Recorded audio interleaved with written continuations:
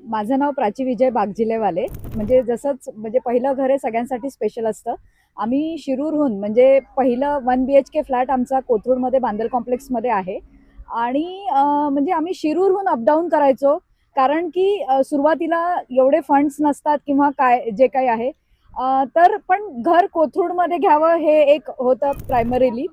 आणि तेव्हा लोनचे जे इन्स्टॉलमेंट्स असायचे म्हणजे लोनचं EMI आम्ही 2001 मध्ये पहिलं घर घेतलंय. आता जसं कमी रेट ऑफ इंटरेस्टला घरं मिळतात तेव्हा ते मिळायचे नाही.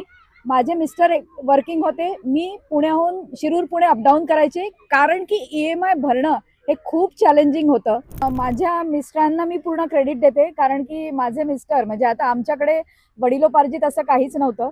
आणि पुण्यात एक घर व्हावं, स्वतःचं व्हावं हे स्वप्न होतं. आजकालची पिढी मी तुम्हाला एक सांगायला सांगेल की आजकाल असं असतं की एन्जॉयमेंट करायचं म्हणजे एक थोडं असतं की शॉर्ट टर्म हे असतं.